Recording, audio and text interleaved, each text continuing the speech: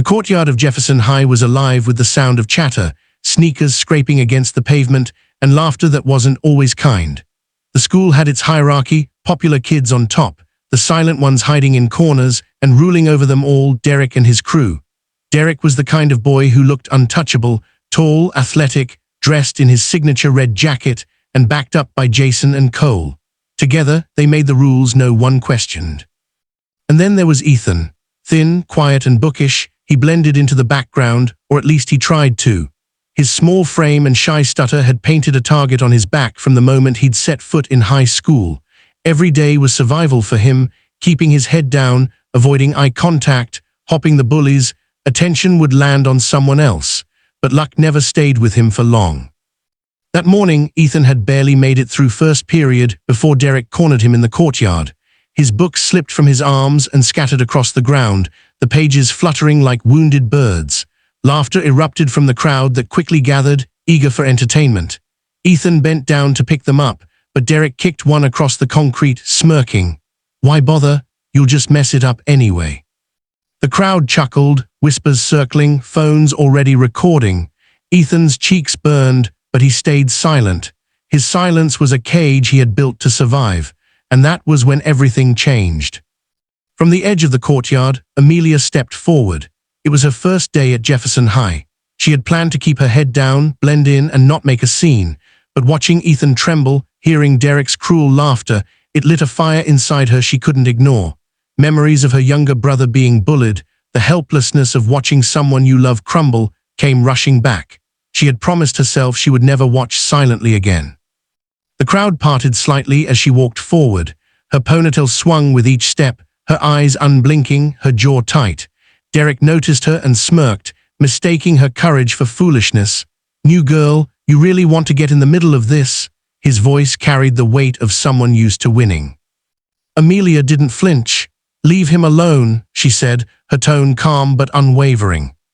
The courtyard went silent. Whispers darted around. Who was this girl? Derek chuckled, stepping closer, towering over her. "And if I do, what are you gonna do?" His words dripped with mockery, his friends laughing behind him. And then in a flash, Amelia moved. Her leg shot up with precision, stopping just inches from Derek's face. The kick was so sharp, so fast, that Derek froze mid-laugh. Gasps erupted from the crowd. Ethan's eyes widened in disbelief. Phones tilted higher, capturing every angle. Derek's jaw tightened, trying to mask the sting of humiliation. "You'll regret that kick," he spat, his voice lower now, tinged with anger. Amelia's eyes didn't waver. Her voice cut through the silence like a blade. "Wrong target, pretty boy." The words landed harder than the kick itself. The crowd roared, some laughing nervously, others cheering softly. Derek stumbled back, his confidence shaken. For the first time, the unshakable king of Jefferson High looked rattled. But that was only the beginning. By lunch, the entire school was buzzing with the story. The new girl had humiliated Derek. Some students admired her bravery, others worried what Derek would do in retaliation. Ethan, however, was the one most affected. He had spent years being the weakest boy in school, and in one moment, Amelia had stood between him and his greatest fear. He followed her to the cafeteria, sitting quietly across from her. "Why did you help me?" he asked softly, his voice shaking. Amelia looked at him, her expression gentler now. "Because I know what it feels like to be left alone," she replied, "and because someone should have helped you a long time ago." Those words hit Ethan harder than Derek's fists ever could. For the first time, he felt seen. But Derek wasn't finished. Humiliation was a wound he couldn't leave unhealed. He and his crew plotted revenge, whispering in corners, glaring whenever Amelia passed. Ethan grew nervous. "They won't stop," he warned her one afternoon. "They'll come after you, that's what they do." Amelia didn't flinch. "Let them come," she said simply. "They don't scare me." Days passed, tension rising. Derek's friends spread rumors, trying to turn the school against Amelia. Some students began to distance themselves, afraid to be caught in the crossfire. Ethan stuck close, torn between gratitude and fear. He admired Amelia's strength, but deep down, he wondered if he could ever be anything but weak. The breaking point came on Friday. School had just ended, the courtyard nearly empty, when Derek and his crew cornered Amelia near the parking lot. This time, they weren't playing. Jason blocked the gate, Cole cracked his knuckles, and Derek stepped forward, fury in his eyes. "You embarrassed me in front of everyone," Derek growled. "You think you can walk in here and humiliate me? Not today." Amelia's fists tightened, but before she could move, Ethan stepped forward. His knees trembled, his voice cracked, but he didn't back down. "If you want her," he said, "you'll have to go through me." Silence. Derek blinked, stunned.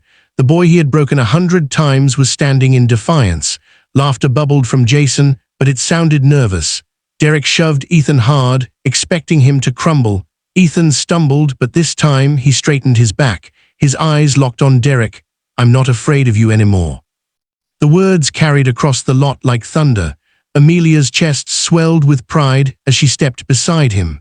The courage of one boy, once invisible, now shining like fire. And then something unexpected happened. Other students, drawn by the commotion, began to gather. First a handful, then dozens. They didn't shout, they didn't fight, but they stood there, watching, their presence alone a wall of resistance. "Leave them alone. We're not scared of you. Not anymore." Voices rose from the crowd, stronger with each word. Derek looked around, realizing for the first time that he wasn't feared, he was outnumbered. The power he had thrived on was gone, replaced by unity he could never break. His pride in tatters, Derek spat a curse and stormed away, his crew following reluctantly. The crowd erupted, not with cheers of victory, but with relief, with freedom. Ethan's shoulders slumped, tears filling his eyes. He turned to Amelia. "Thank you," he whispered. But Amelia shook her head. "No, Ethan, thank you. You were the one who stood up. You were braver than all of us." From that day, Jefferson High was never the same. Students began looking out for one another.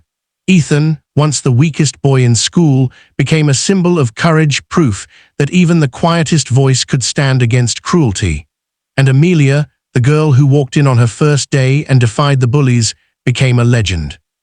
The story of that kick, the moment she stopped Derek cold, would be told for years. But more importantly, the lesson lingered.